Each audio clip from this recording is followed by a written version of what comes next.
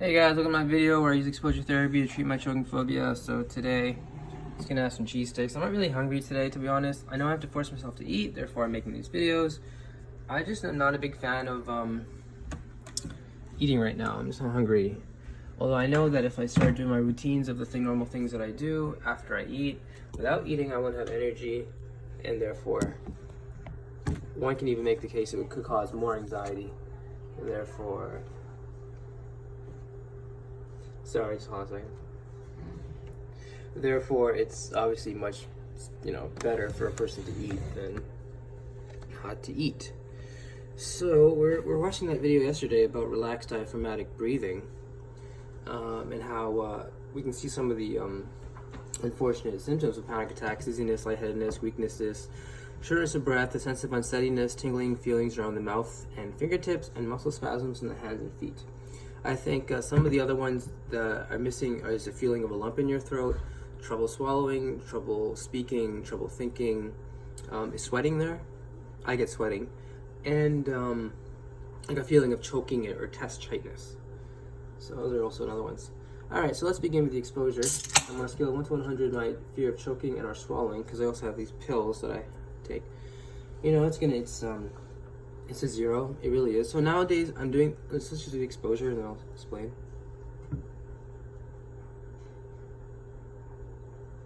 So it's a 0. I'm doing these exposures now just because I still want to do them.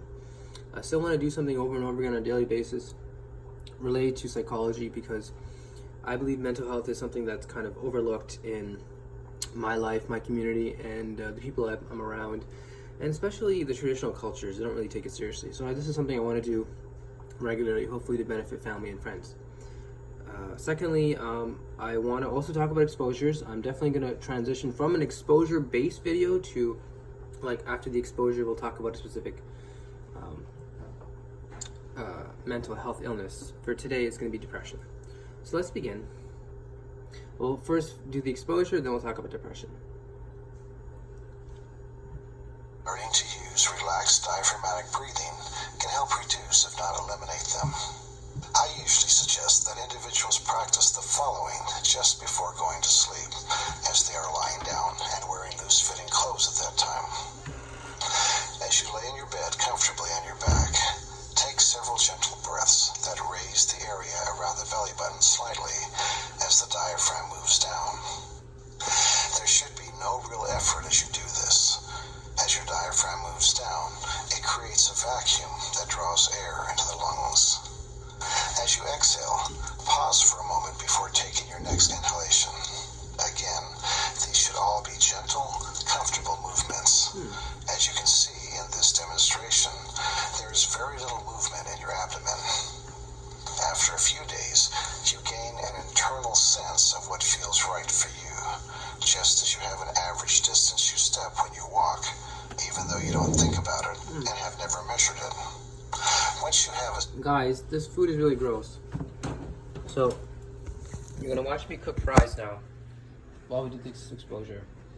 I cook these and I don't know what it is. I'm a bad cook or something. When you're half-assing it and you don't feel like doing anything, so you just kind of put the food in there and then kind of just hope it's gonna take care of itself. That's kind of what's happening here. So, we're in this state now where I'm gonna have to use my fryer again to make fries. Like, I don't know what I think these matzo sticks are actually gotten old. I think that may be it. Time to throw them out. I had them for about, I think, longer than I care to admit. And when I ate them, I'm not sure, something definitely, the taste was off. I don't want to say I'm gonna get sick from them. The taste was definitely off. Like, it was rancid. Like, it was, like it tasted like light cheese. When you know the cheese they put in there is not the light cheese, because I know my matzo sticks and I don't know that's not light cheese. Let me just see if the oil is still hot or not. I mean, it's still fairly hot, so what we're gonna do is we have to wait about 5 minutes for oil to heat up again and do the exposure. So we could do at this point. No, because I made the results. So I'm just gonna wait 5 minutes. Honestly, we can watch a video together about exposures. because I only want to make 2-part videos. I don't want to make more than 2 parts. It's too confusing. So, without further ado, let's talk more about relaxed diaphragmatic breathing and how important it is.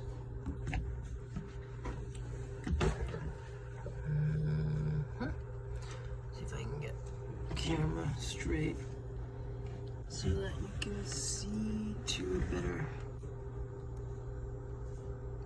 Is that good? I think that's good. Since for this type of relaxed diaphragmatic breathing, take a few relaxed diaphragmatic breaths whenever you are anxious. This will not in itself eliminate your anxiety, but it will calm you and help to reduce any hyperventilation symptoms that you have. Keep in mind that if you have already begun to hyperventilate before doing this, it will take a few minutes for the oxygen level in your blood to return to normal. The third skill that can be very helpful is cue-controlled relaxation. Because anxiety is now being triggered by everyday objects and situations that have been tagged as dangerous by your amygdala, you can develop a relaxation trigger. To do this, practice any standard relaxation response technique while gently keeping your thumb and the first 2 fingers together. This will associate the feeling and physiological response of relaxation with this gesture in what is commonly called a conditioned response. Adding this to the other skills helps to reduce anxiety. If you are unfamiliar with relaxation response techniques, there's a link to a free downloadable recording of a script I developed in the lower right of the screen. The fourth basic anxiety reduction skill is to distract yourself. The most effective form of distraction is externalization, focusing on something outside of your body, as it is impossible to have a panic attack when you are fully externalized. Let me repeat this. It's impossible to have a panic attack when you are fully externalized. One of the key elements in panic disorder is this tendency to constantly monitor the body. Whenever anything that resembles anxiety is noticed, you react with fear and tell yourself scary things about what you're experiencing. This increases the symptoms and you're stuck in the anxiety panic cycle. Before the development of panic disorder, you, like most people, probably paid very little attention to what was going on inside of you. Most of your attention was on what you were doing and what was going on around you. This changes once panic disorder begins to develop and people start to constantly monitor their body for signs that the dreaded panic attack is coming. There are many ways to both distract yourself and externalize at the same time. Doing something physical with your hands is usually the most effective. That's why people usually experience fewer symptoms when they are working. If you are in a situation where you do not have an activity you can do, such as riding in a car or sitting in a waiting room, there are many other simple things that can be done. For example, many find it helpful to strike up a conversation with someone nearby. Others find it helpful to observe something carefully, such as reading signs, examining the design of a nearby wall, clothing, or carpet, or simply observing the activities of people around you. If you're in a car, observing the surrounding scenery, listening to music, a talk show, or a recorded book can also be effective. Because most of the people I've worked with were not very good at managing stress, learning basic stress management strategies is also helpful. This is too big of a topic to cover in any detail in a brief overview like this. However, there are 3 basic ideas that you'll find especially helpful. The first is the concept that your body is a machine with a limited supply of energy. On days when you are rested and feeling good, your energy tank is full. On days when you are ill, stressed, or experiencing lots of anxiety, your tank is empty. Therefore, on days like this, you need to prioritize your activities and decide what is most important to focus on and ignore everything else. This can be hard to do because when you are stressed or anxious, small things tend to take on major importance. If this is true for you, take a moment to write out a list of what needs to be done and focus on the 1 or 2 most important items. The less important items can wait until another time. Writing out a list often makes things seem more manageable than just running through them in your head. The second idea is to delay major decisions when you are stressed or very anxious because you do not think as clearly during these times as you normally do. If you need to make a decision, talk to someone you trust who has good judgment. Bouncing your ideas off this person will help you make a better decision. The third idea is to plan ahead. You often know when you are going to enter into a time of high stress, so plan to do the little mundane things of life either before or after this period, so you can devote your energy to what is important at this time. Remember the idea that your body is a machine with a limited supply of energy. You have less energy during times of high stress, so use your energy wisely. As I now focus on the things needed to achieve advanced symptom control, keep in mind that not everyone needs to work in all of these areas. Different people will have different areas that contributed to the development of their anxiety-related problems, as detailed in the companion video to this one. One common area for most people with panic disorder is the need to reduce the amount of distorted thinking they are using. The way you think is a habit pattern, just like the way you brush your teeth or tie your shoes. Habitual ways of thinking that distort reality are called distorted thinking or cognitive distortions. While everyone uses some distorted thinking from time to time, we tend to use more distorted thinking when we are upset, sick, hungry, or tired. The reason for this is that you that's a really good point as I was wanting to make. We make more distorted thinking when we're sick, tired, hungry, right? And so when someone has a choking phobia, they lose the ability to eat so much, and it's a vicious cycle. So I'm very happy that he actually talks about that as well. All right, just continue. I'm just gonna get the fries. Just continue watching. I'm still listening. During times like these. In addition, some patterns are especially troublesome for people with anxiety-related problems. Learning to reduce the amount of distorted thinking you do can play a major role in reducing the overall amount of anxiety you experience. Since it would take too long to cover all of the various forms of distorted thinking in a brief presentation like this, I'll just highlight two that are common in people with anxiety-related problems. The first is called should-must thinking. This refers to thoughts or self-talk characterized by words like should, must, and have to. Here are some examples.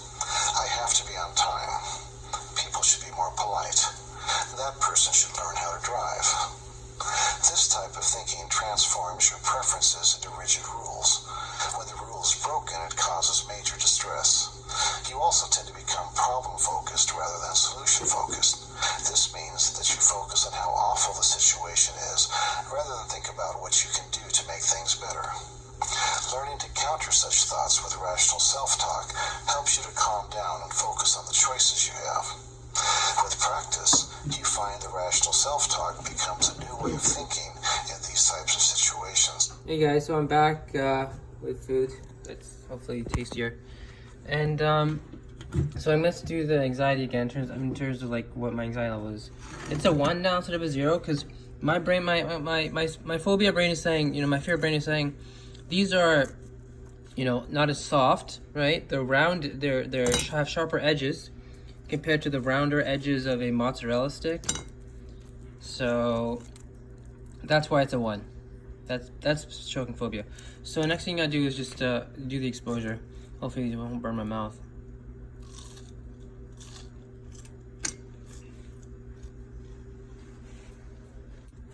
Oh, yummy.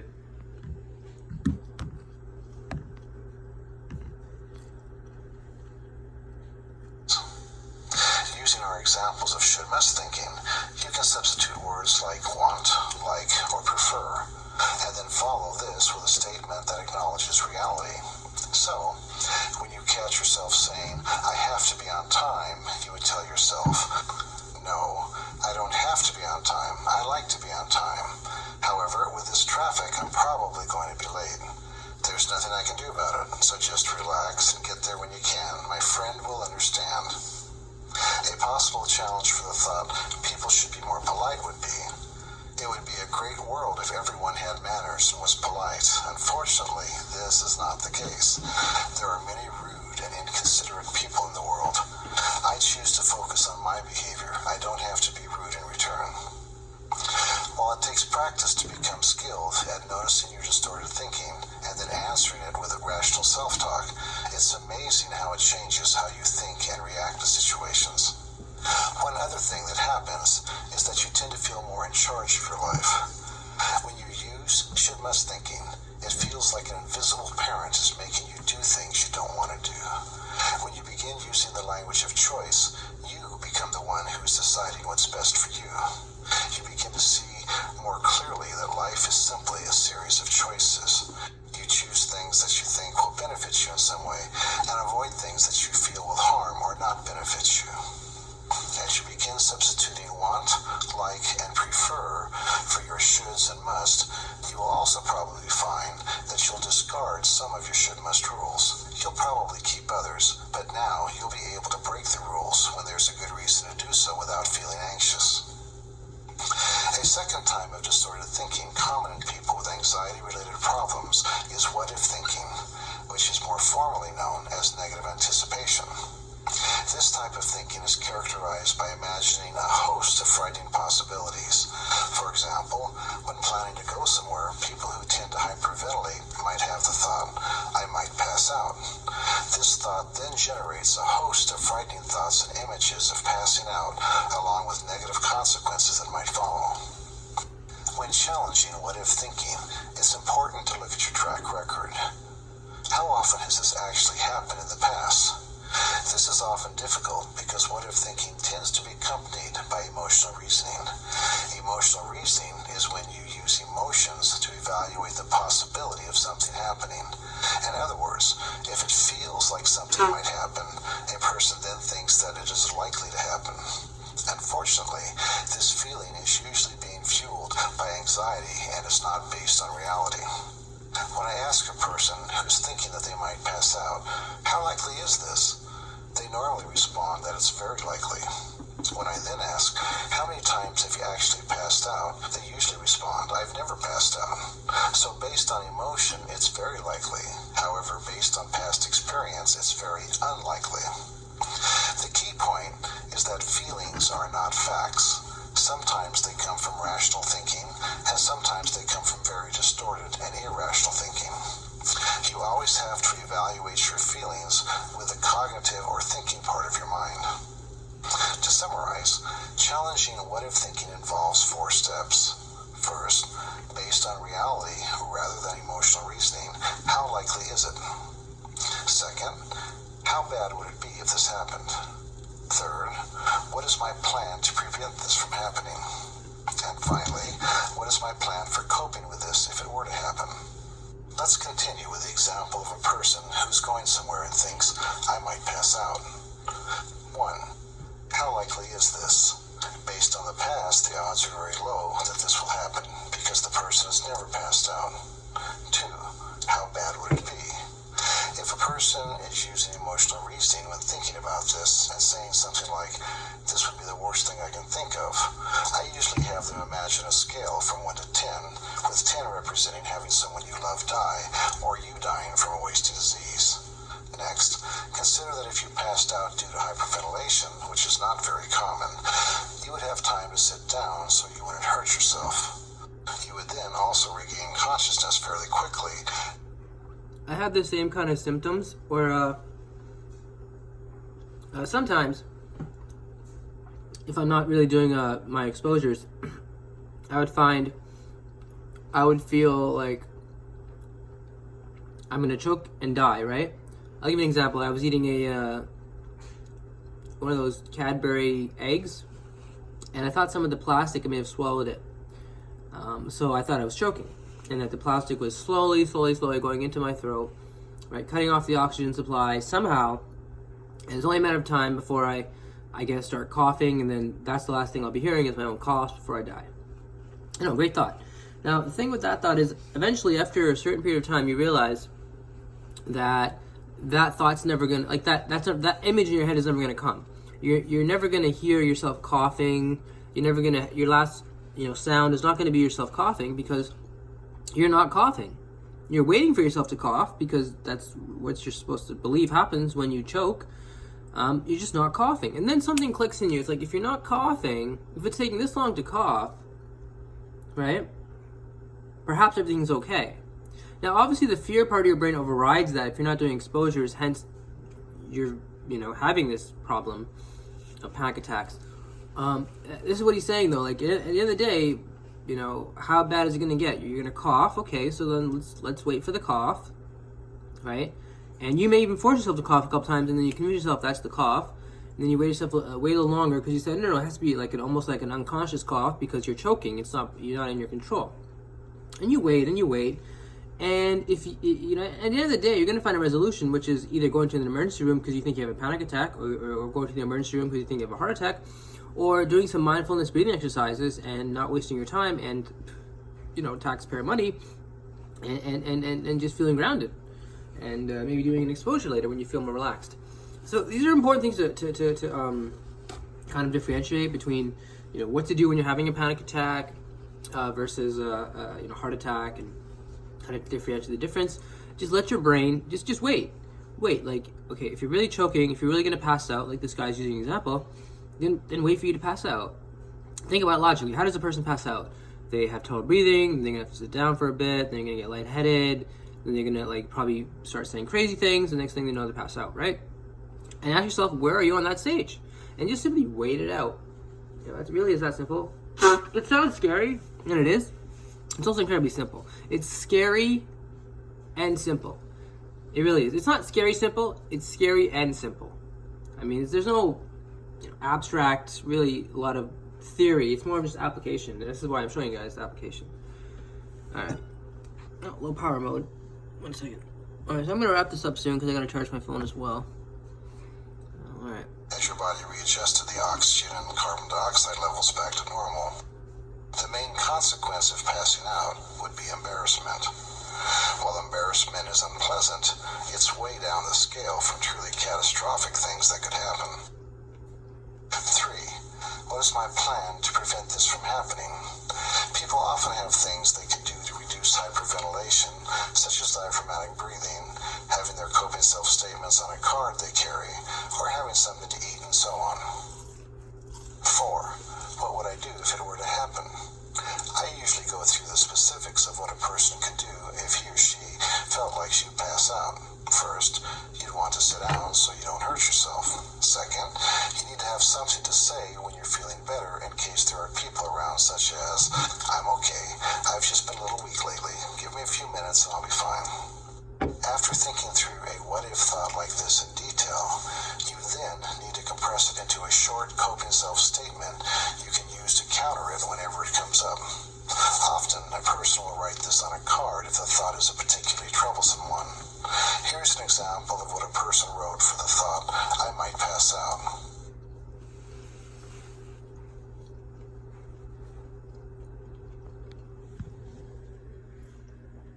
Okay guys, so as you can see, I wasn't a big fan of eating today. I'm just not. You know, I had some chips earlier and a lot of cheese, so I think it'll be good for the day. I just don't want to eat anymore. I'm forcing myself to this point, you know? So I promise you guys, I'm probably gonna come back later and munch on this, probably in the day, with some more cheese and stuff. So don't worry, your Nizam is eating. It's just, I kind of wish I ate more. I kind of wish, like, because I don't like eating in public, so if nobody's home when I eat, and I kind of wish that I had, like, you know, like, I ate more. I kind of wish I ate more, that's all I'm going to say. I don't know, and I also kind of wish that I had more home-cooked meals from, like, you know, my mom, my family, and it's unfortunate, you know, because I mentioned the divorce and everything. Alright, so let's start keeping this a stop story. I'm going to come back with part 2. In my car, I'm just gonna go pee, and I'm just gonna, like, you know, start my car, have a cigarette, and I'll talk about depression today, because that's what I want to talk about. Alright, bye.